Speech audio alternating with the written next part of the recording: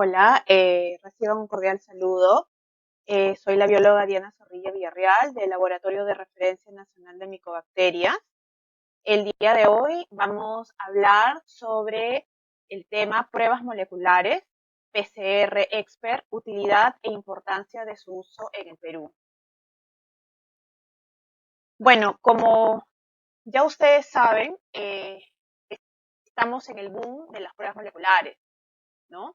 Ya que la OMS recomienda, ¿no?, que estas pruebas moleculares deben reemplazar o también deben complementar las pruebas convencionales.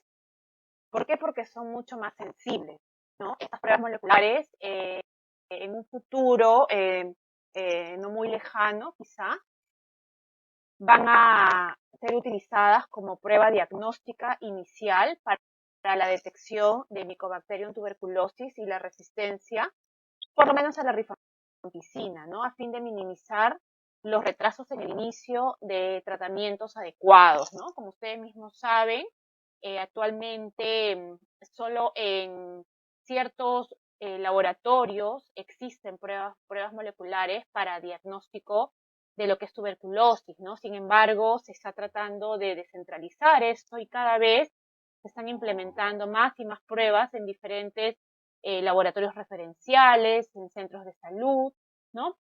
Bueno, actualmente, ¿qué tipo de pruebas moleculares existen en el mercado? Tenemos el TB-LAMP, el LPA o el Genotype, la prueba LAMP, el TrueNAT, ¿no? Y también tenemos el Expert. El Expert actualmente existen en dos versiones, el MTB-RIF y el MTB-RIF Ultra. Entonces, ambos cartuchos actualmente están en el mercado, al menos en el mercado peruano, ¿no? Tenemos 35 laboratorios actualmente en el Perú que han implementado esta metodología y que utilizan tanto el cartucho Expert MTB-RIF como el MTB-RIF Ultra. Bueno, ¿qué es esta metodología, no? Esta metodología es una plataforma, como ustedes pueden apreciar en esta imagen, es una plataforma denominada GenExpert, ¿no? Que fue creada por la empresa Cepheid y que actualmente es comercializada por la empresa Rochen. Entonces es un sistema que ha simplificado las pruebas moleculares al integrar la amplificación y la detección del material genético, el cual ha permitido hacer pruebas fuera de los laboratorios clínicos especializados, ¿no? Como les comentaba, justamente existen laboratorios que quizá aparentemente uno puede pensar, ¿no?, de que estos laboratorios, ¿cómo es que van a tener una tecnología de biología molecular, no siendo quizás un laboratorio de un centro de salud, de un nivel 1.3, 1.4, ¿no? Sin embargo, esta metodología o esta tecnología Expert justamente ha sido creada para el primer nivel de atención, ¿no? Justamente para ayudar a identificar, a hacer un buen diagnóstico rápido de Mycobacterium tuberculosis y a su vez ser una prueba de susceptibilidad. ¿Por qué? Porque nos identifica también si existe o no resistencia a la rifampicina. Entonces, como pueden ver aquí, tenemos plataformas GenExpert de distintos tamaños, ¿no? Según eh, la población que se va a cubrir, ¿no? Por ejemplo, aquí tenemos el de un módulo, el de 2 módulos, el de 4 módulos, que es el más común, que es el que encontramos más en los laboratorios, el de 16 módulos, que actualmente en el Perú tenemos 4 laboratorios que cuentan con equipos de 16 módulos. Y bueno, tenemos el de 64 módulos, ¿no? Entonces, dependiendo de la población que el laboratorio va a cubrir, ¿no? Dependiendo de la jurisdicción que va a atender, de la cantidad de pacientes que va a atender, entonces se puede implementar quizá uno de 4, de 2 o de 16, ¿no? Bueno, asimismo, como pueden apreciar aquí, también el equipo GeneXpert viene pues con una laptop, ¿no? Donde está el software que, que es el que nos va a interpretar el resultado, ¿no? Todo lo que sucede en el equipo GeneXpert, en esta plataforma multifuncional, va a ser graficado en un software que fácilmente nosotros podemos interpretar mediante unas gráficas. Asimismo, también viene con un lector de código de barras. Bueno, ¿qué consideraciones hay que tener, ¿no? Para poder entender de qué se trata estas pruebas moleculares, ¿no? ¿Por qué existen estas pruebas moleculares? ¿Cómo se hace? ¿Cuál es la importancia de hacer un diagnóstico rápido y de calidad, ¿no? Primero hay que tener en consideración que el principal mecanismo de resistencia antimicrobiano del Mycobacterium tuberculosis es la mutación de genes que codifican dianas para la unión de los fármacos anti-TB, ¿no? Entonces, cuando hay una resistencia, ¿no? Cuando hay una mutación en el gen, ¿qué es lo que sucede? Que el fármaco, en este caso, pues no va a poder hacer efecto, ¿no? Entonces, eh, simplemente, pues el Mycobacterium va a seguir multiplicándose, ¿no? Podríamos llamarlo así. Entonces, la acción del medicamento frecuentemente afectado por las mutaciones es la rifampicina. Por eso es que este GeneXpert, ¿no? Este cartucho que utilizamos en esta plataforma multifuncional, está diseñado justamente eh, para lo que es la resistencia a rifampicina, ¿no? Para ver, es una prueba de sensibilidad a su vez, ¿no? Para ver la resistencia a la rifampicina. Bueno, en este caso, la acción del medicamento no frecuentemente afectado es la rifampicina, la cual se une a la subunidad beta de la ARN polimerasa, ¿no? Inhibiendo la elongación del ARN mensajero y bloqueando la síntesis de proteínas de Mycobacterium tuberculosis. Asimismo, la resistencia a la rifampicina está mediada principalmente por mutaciones que se agrupan en los codones 507 al 533 del gen que codifica, ¿no? La subunidad beta de la ARN polimerasa, ¿no? ¿Y en dónde se ubica? En el gen RPOB. Hay que tener en cuenta que el gen RPOB es un gen que tiene, pues, es un gen grande, ¿no? Pero sin embargo, ¿dónde es lo que se va a producir más del 90% de las mutaciones en este gen? Simplemente es una región pequeña de 81 pares de bases, ¿no? Entre el codón 507 y el 533. Es ahí donde se va a suscitar más del 90% de las mutaciones, ¿no? Entonces, ahí es lo que esta tecnología expert, ¿no? Es lo que está diseñada, ¿no? Para que pueda identificar si existe o no una mutación, ¿no? En esta región del gen RPOB. Bueno, esta figura es de la que yo le hablaba, ¿no? Como pueden ver aquí, está graficado el gen RPOB y es solamente en un pequeño sector, ¿no? En este sector azul chiquito, donde podemos ver que se lleva a cabo más del 90% de las mutaciones. Bueno, ¿qué otras consideraciones hay que tener en cuenta para poder entender cómo es que trabaja, ¿no? Esta prueba molecular, ¿no? Para la detección, primero, de la resistencia a la rifampicina, ¿qué es lo que se utiliza? Se utiliza la tecnología de sondas moleculares emisoras de señales luminosas, ¿no? Estas sondas son las que vamos a ver graficadas finalmente cuando nosotros revisemos el resultado de lo que hemos procesado, ¿no? Estas sondas son las que se van a graficar finalmente en el software, ¿no? Entonces, una sonda, primero hay que tener en cuenta que está formado por un segmento de ADN de una sola hebra, que está dispuesto en forma de asa o de loop, ¿no? Que contiene la secuencia complementaria de la diana de interés, en este caso el gen RPOB, ¿no? Asimismo, tiene un fluoróforo, ¿no? Que emite la señal luminosa y un supresor del fluoróforo. Entonces, aquí vamos a ver un poco de qué se trata, ¿no? Aquí, por ejemplo, este de acá es la sonda que en su estado natural tiene forma de asa, ¿no? Que en un extremo tiene el fluoróforo, que es este de acá, y en el otro extremo tiene el apagador. Entonces, esta es la forma natural de una sonda. Entonces, ¿qué es lo que sucede? Que cuando empieza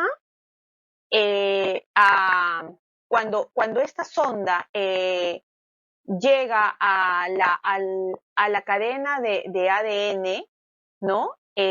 Complementaria, ¿no? Porque acuérdense que se está formando una nueva cadena de ADN. Entonces, cuando esta sonda llega aquí, va a encontrarse en algún momento, ¿no? Acá vamos a ver en el siguiente gráfico, ¿no? Que se va a encontrar en algún momento con la polimerasa. Entonces, es esta polimerasa la que va, por así decirlo, romper esta sonda, ¿no? Entonces va a hacer que el fluoróforo que está aquí se separe del apagador y es ahí que va a emitir una fluorescencia y esa fluorescencia es lo que se puede ver graficado en el equipo expert, ¿no? En el software, ¿no? Entonces, ¿cómo es que empieza esto, no? Entonces, como vemos acá, hay una cadena de ADN madre, ¿no? Molde, y aquí tenemos el primer, ¿no? Este primer de acá se une a la cadena complementaria y vemos que la polimerasa es la enzima, ¿no? Que mediante los DNTP se empieza a formar una nueva hebra de ADN, ¿no? Entonces, en algún momento esta polimerasa, ¿qué cosa hace? Va a chocar con la sonda, ¿no? Que también es complementaria con la hebra madre, ¿no? Y es ahí que, como les explicaba, la sonda, pues el fluoróforo se va a separar del apagador y es ahí que emite la fluorescencia, ¿no? Entonces este fluoróforo al estar libre es detectado, ¿no? Por el equipo, ¿no? Y es lo que hace que se grafique esta curva en el software, ¿no? Bueno, ¿qué otras consideraciones hay que tener?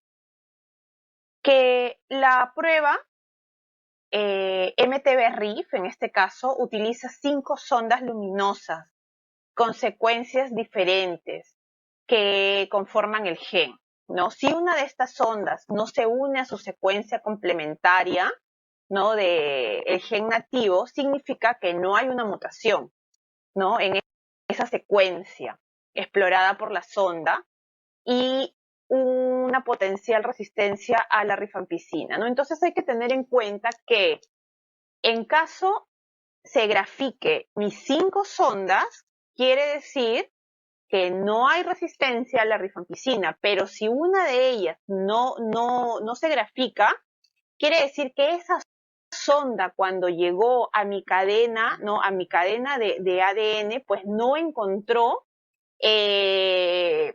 podríamos decir, una región complementaria, ¿no? Entonces eso significa que si no existe una región complementaria con la sonda que ha sido diseñada específicamente para esa región, quiere decir que ha habido un cambio en esa porción, ¿no? Entonces significa que ha habido una mutación. Entonces eso es lo que yo voy a ver en el equipo Gene Expert, ¿no? Si una de las sondas no se grafica, quiere decir que hay una mutación.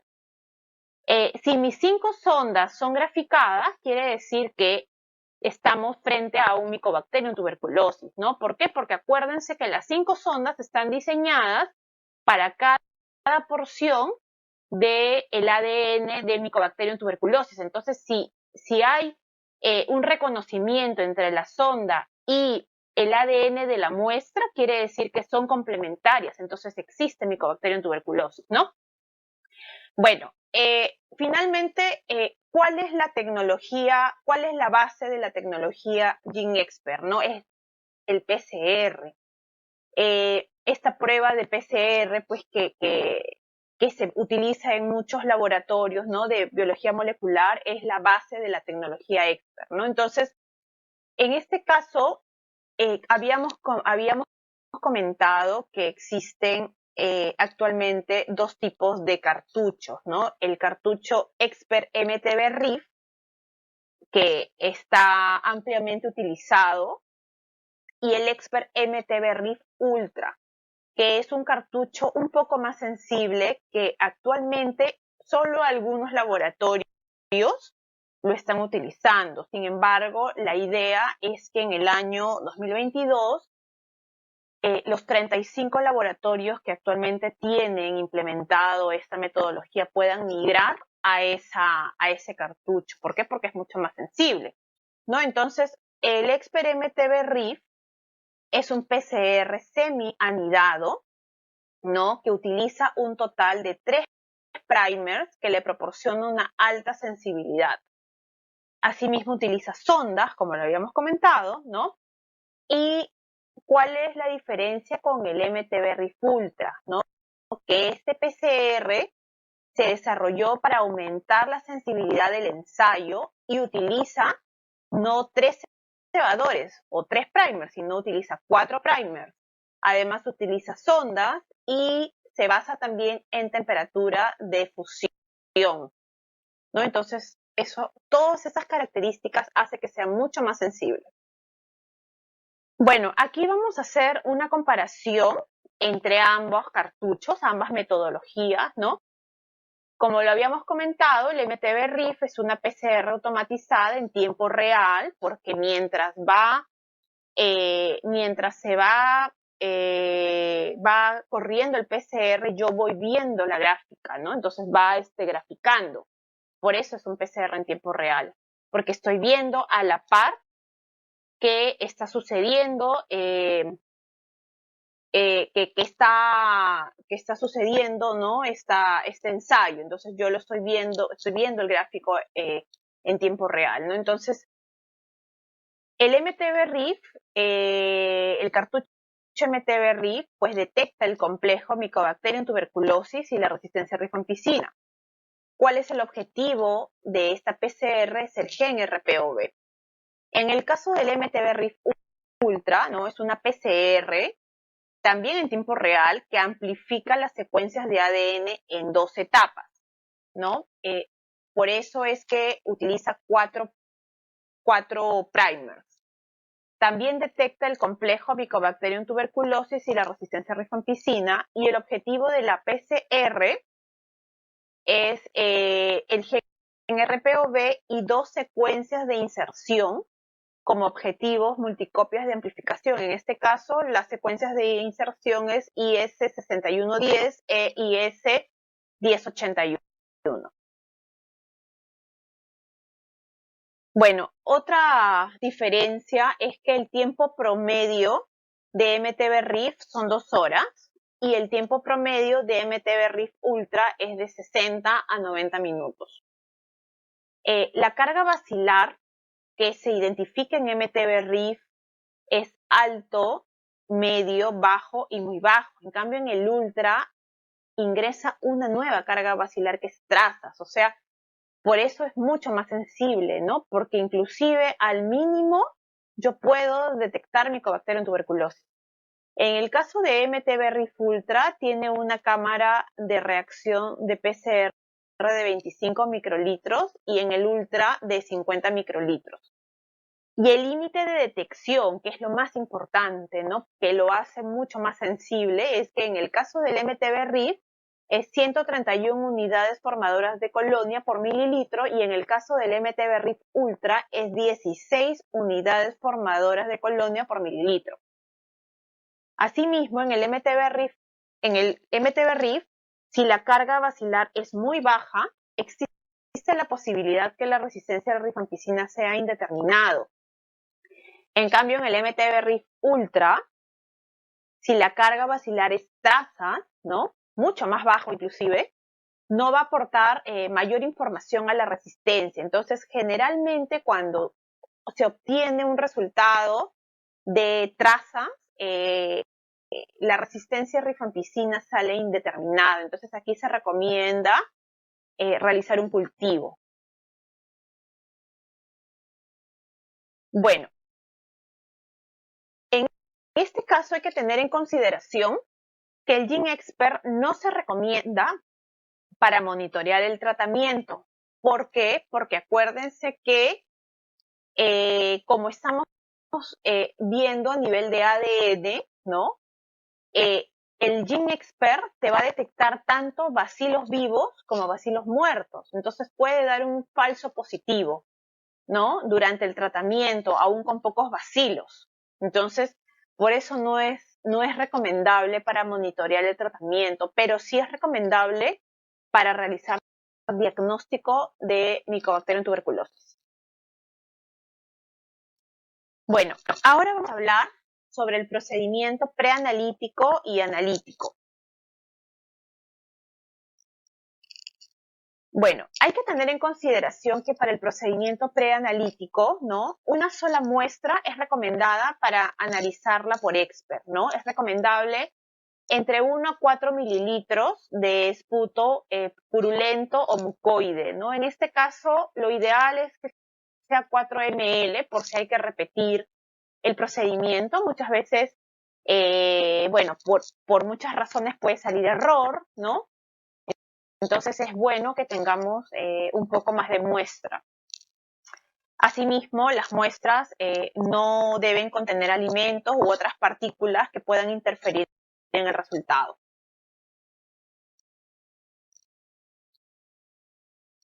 Bueno, ¿cuál es el procedimiento para realizar el GeneXpert, ¿no? Primero, lo que tenemos que hacer es rotular nuestro tubo cónico de 15 ml, ¿no? Con el código de la muestra. Asimismo, es bueno observar si la muestra es adecuada, si contiene el volumen adecuado, si tiene la consistencia adecuada, ¿no? Y al abrir la muestra, lo que se va a hacer es tomar con la pipeta con la pipeta graduada, ¿no? Vamos a tomar 1 ml de la muestra y lo vamos a pasar al tubo cónico. A continuación se agrega 2 ml del reactivo. Este reactivo sirve para licuar la muestra, ¿no? Para que la muestra sea más líquida y asimismo para poder decontaminar también, ¿no? Luego de eso, vamos a agitar nuestro tubo, ¿no? Y lo vamos a dejar reposar por 10 minutos. Luego vamos a volver a agitar el tubo y lo vamos a dejar reposar por 5 minutos. Cuando haya pasado este tiempo, vamos a abrir nuestro cartucho y con la pipeta que nos viene en el kit, que tiene una muesca, que aproximadamente son 2 mililitros, vamos a aspirar la muestra, ¿no? Del tubo cónico, que en este caso ya está mezclada con el reactivo, y la vamos a agregar en el orificio del cartucho. Cerramos el cartucho y lo ingresamos al equipo.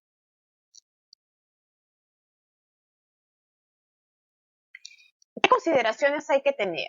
Primero, para las muestras líquidas, en el caso de las extrapulmonares, ¿no? Porque acuérdense que no solamente trabajamos con esputo, sino también podemos recibir en el laboratorio extrapulmonares. Para las muestras líquidas que tengan más de 5 ml, lo ideal es que hagamos una centrifugación, ¿no? Que concentremos la muestra, que se decante sobre nadante y que se resuspende el pellet, ¿no? Luego de eso vamos a transferir 1 ml de la muestra a nuestro tubo cónico y vamos a realizar el proceso de inactivación como ya lo hemos explicado.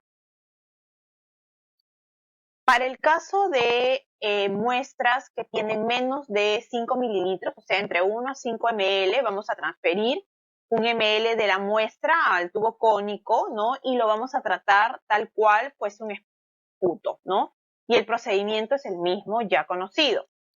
Si tenemos muestras que son menos de 1 ml, que bueno, lo ideal es que sea más de 1 ml, ¿no? Pero si ya no podemos obtener más muestra, ¿no? Y es un extrapulmonar, en este caso, pues vamos a añadir 2 ml del reactivo de la muestra al volumen, ¿no? Que tenemos.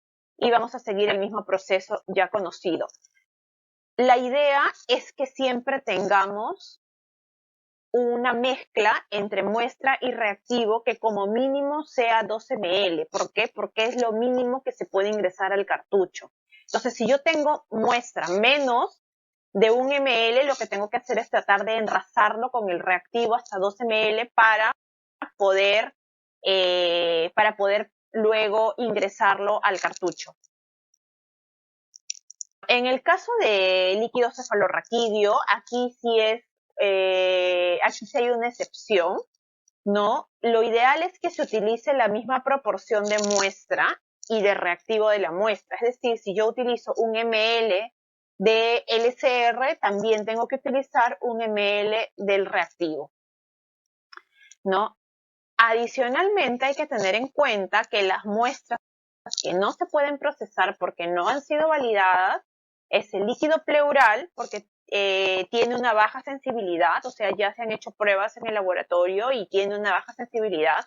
La orina, que la sensibilidad no está determinada, y la sangre, ¿no? Y en el caso de las muestras sólidas que no se puede procesar es heces. Bueno, para el caso de las muestras sólidas, extrapulmonares, por ejemplo, ganglios linfáticos y otros tejidos, ¿no? ¿Qué es lo que vamos a hacer? Vamos a cortar la muestra del tejido en pequeños trozos en un mortero y vamos a añadirle aproximadamente 2 mililitros de la solución salina tamponada, ¿no? El PBS. Vamos a triturar esta muestra, ¿no? Y la vamos a homogenizar con la solución salina, ¿no? Y una vez que tengamos una mezcla homogénea, pues vamos a transferir 1 ml de la muestra al tubo cónico para realizar el proceso de inactivación que ya conocemos, ¿no? Bueno, para el caso de la cantidad de muestra que yo debo preparar, ¿no? Hay que tener en cuenta siempre qué cantidad de módulos yo tengo disponible, ¿no? Porque no es bueno que yo prepare más de lo que yo pueda procesar, ¿no? Entonces, hay que tener en cuenta que solamente una vez que yo he hecho la mezcla, ¿no? Del reactivo con la muestra, solamente yo tengo 4 horas nada más para poder procesarlas, ¿ya? Y si yo he agregado la muestra con el reactivo en el cartucho, solamente tengo 30 minutos para procesarlo. Entonces, por eso es ideal que yo vea la disponibilidad de mis módulos, ¿no? Porque en muchos laboratorios existe la posibilidad de que no solamente el GeneXpert es utilizado para tuberculosis, sino también lo utilizan para VIH, para hepatitis, ¿no? Entonces, por eso es que debo tener en consideración, ¿no? La cantidad de módulos disponibles. Vamos a ver ahora cómo es que se interpreta y se leen estos resultados, ¿no? Esto de acá, esta imagen que estamos viendo aquí, es la imagen del software con los resultados. Es lo que normalmente yo puedo ver una vez que acabó el proceso, ¿no? Entonces puedo ver en la parte superior, ¿no? Los diferentes iconos, ¿no? De herramientas que tiene el software. Luego Más abajo estoy viendo la interpretación de los resultados que me brinda el mismo software, el mismo equipo, ¿no? Y más abajo puedo ver las curvas de PCR en tiempo real. Entonces, lo ideal es que yo siempre debo comparar las curvas de PCR versus la interpretación de los resultados, ¿no? ¿Por qué? Porque de repente puede haber una discordancia. Entonces, no me debo dejar llevar únicamente por lo que me dice el equipo, sino tengo que hacer una comparación siempre con las curvas. Aquí también otro dato importante que podemos apreciar es el CT. El CT es el ciclo límite, ¿no? Donde alcanza la fluorescencia mínima para considerarla positiva, ¿no? Acuérdense que cuando se da esta fluorescencia es porque el fluoróforo se ha separado del apagador. Entonces, es el ciclo, ¿no? Es el ciclo donde alcanza la fluorescencia mínima, ¿no? Y luego el otro valor importante que yo debo ver es el endpoint, que es la última medición de la fluorescencia. Entonces, por ejemplo, en esta imagen, ¿qué es lo que podemos apreciar? ¿No? Que solamente veo una gráfica, ¿no? Una sola curva graficada en la imagen, ¿no? Eso significa que es el control lo que se está graficando, ¿no? Podemos ver aquí que dice SPC, ¿no? SPC es el control. Entonces vemos que marca 33.4, ¿no? Y el endpoint es 272. Entonces podemos ver que se ha graficado. ¿Y qué observamos? Que las otras, que las sondas, ¿no? Estas son las sondas de las que les hablaba, ¿no? Que tenemos 1, 2, 3, 4 y 5 sondas, ¿no? Las 5 sondas no están graficadas. ¿Por qué? Porque simplemente en la muestra que se ha corrido en ese momento no hay Mycobacterium tuberculosis, ¿no? Entonces, por eso solamente se ha graficado el control. Bueno, acá tenemos otro tipo de gráfica, ¿no? Donde pueden ver aquí que el resultado es Mycobacterium tuberculosis detectado, carga bacilar media, ¿no? Y resistencia a rifampicina no detectada. Si yo la comparo con la gráfica, podemos ver que las 5 sondas están graficadas, ¿no? Por eso mismo es que aquí en el test result me sale MTB detectado, ¿no? Y bueno, si yo observo que las 5 sondas están graficadas, entonces significa que no se ha detectado resistencia, ¿no? O sea, que no hay una resistencia.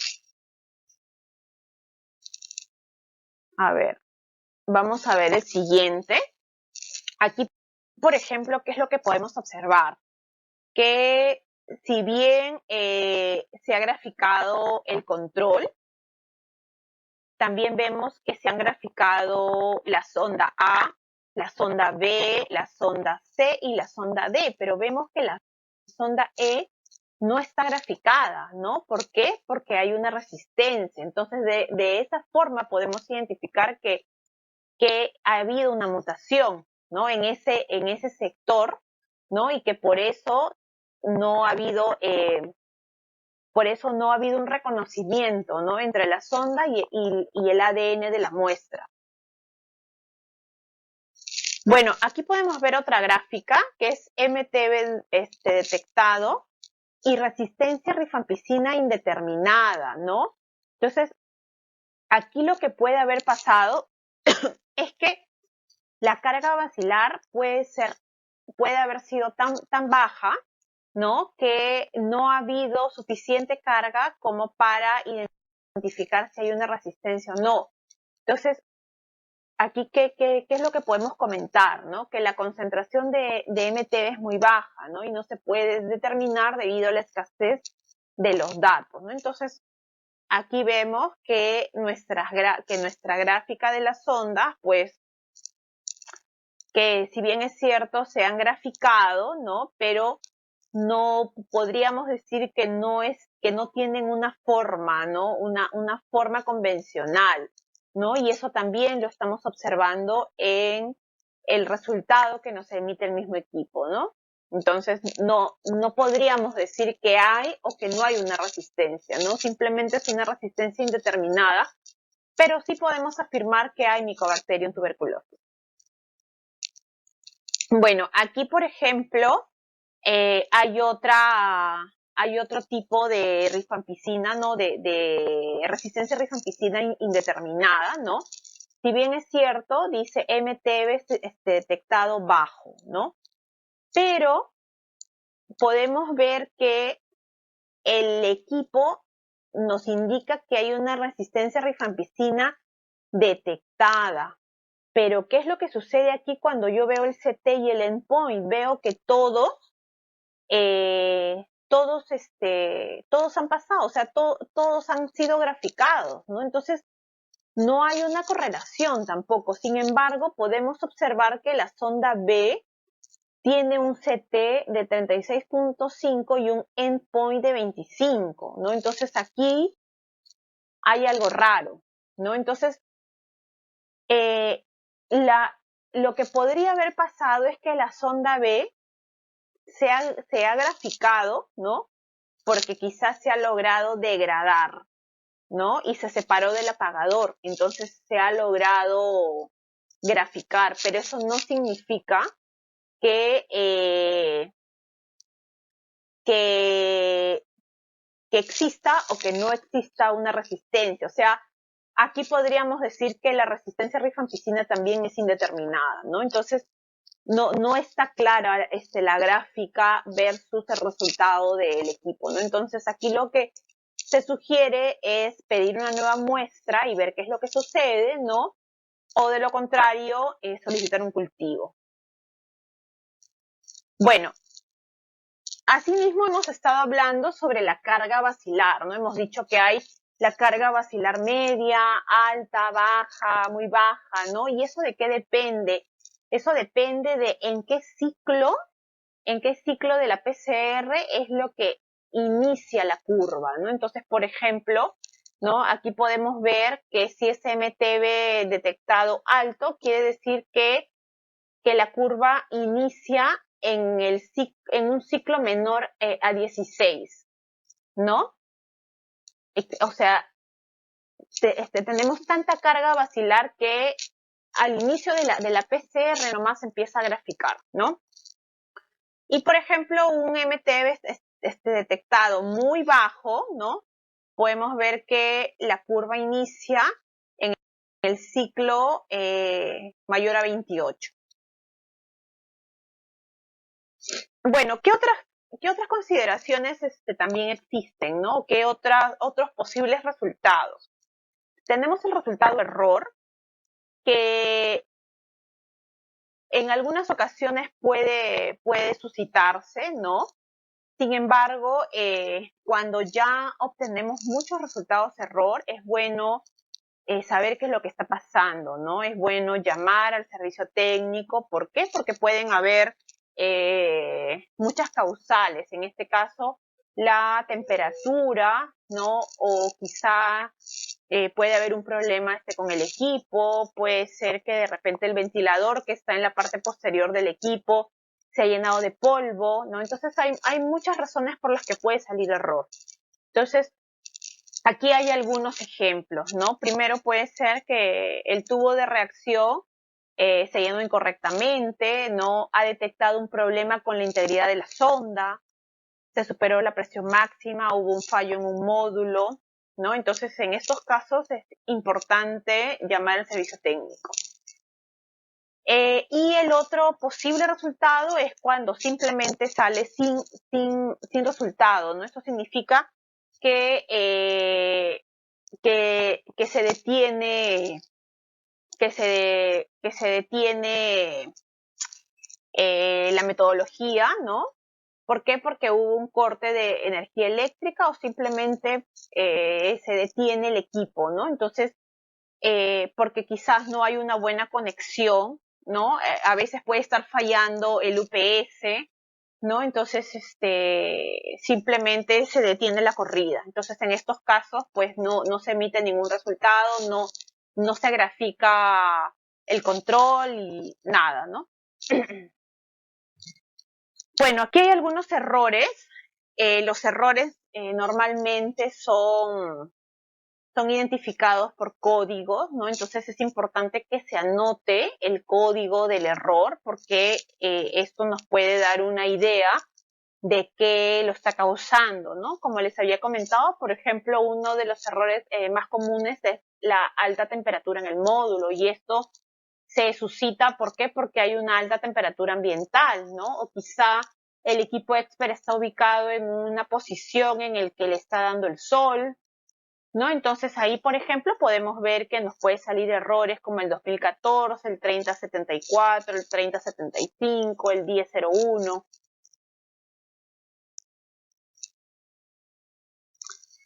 Y para ya terminar, vamos a ver el tipo de población que ingresa en el GeneXpert, ¿no? El GeneXpert debe ser utilizado prioritariamente en personas que son sintomáticos respiratorios con sospechas de TB, en personas que viven con VIH, en personas que son sintomáticos respiratorios que tienen diabetes, en contactos TB-MDR, en niños y adolescentes menores de 11 años, en personal de salud, en personas privadas de la libertad y en trabajadores de salud, ¿no? Y extrapulmonares y pulmonares no esputo, ¿no? Excepto líquido pleural, heces, sangre y orina, ¿no? Sin embargo, actualmente el Instituto Nacional de Salud ha ampliado, ¿no?, el tipo de población. Esto se ha hecho en coordinación con la DPCTV, ¿no? Y se ha ampliado a un, a un grupo mucho más grande, ¿no? Que por ejemplo están también los que son contactos TV, los trabajadores de los penales, están las mujeres gestantes, niños entre 12 y 18 años, ¿no? Entonces, ampliando estas poblaciones, pues podemos tener mucho más chance quizás, ¿no?, de realizar un diagnóstico a un mayor número de población. Bueno, y acá podemos ver el algoritmo, que es sumamente importante porque una vez que yo he realizado la metodología en mi laboratorio, pues, ¿qué es lo que sigue, no, a esto? Entonces, bueno, por ejemplo, ¿no? Si sale MTB no detectado, ya el tratamiento o no tratamiento queda a juicio del personal clínico, ¿no? Si sale MTB detectado con resistencia a rifampicina no detectada, pues se tiene que iniciar el tratamiento con régimen de primera línea y la muestra pasa a Genotype primera línea o a MOTS, ¿no? Dependiendo en qué jurisdicción me encuentro, ¿no? Y aquí se le va a hacer, bueno, aquí en Genotype o MOTS es para ver si es sensible o resistente a isoniazida, ¿no? Si sale MTB detectado con resistencia a rifampicina detectada, se inicia tratamiento para TBMDR y se continúa con Genotype segunda línea, MIGIT primera y segunda línea. Si sale MTB detectado con resistencia a rifampicina indeterminada, pues se tiene que repetir el expert con nueva muestra y se inicia tratamiento con régimen de primera línea, ¿no? Y con la segunda, si la segunda muestra sale indeterminado, pues se procede a hacer cultivo, ¿no? Si no se obtiene resultado, hay error o la prueba no es válida, pues se tiene que repetir el expert con una nueva muestra. Bueno, eso sería todo. Muchísimas gracias por su atención. Cualquier duda que tengan, aquí les dejo mi correo. Espero que puedan tener acceso, ¿no?, en sus laboratorios a esta prueba, que es bastante simple, como ven, en su procedimiento, pero es de gran ayuda para realizar un diagnóstico rápido, ¿no?, de Mycobacterium tuberculosis y de resistencia a rifampicina. Muchas gracias. Hasta luego.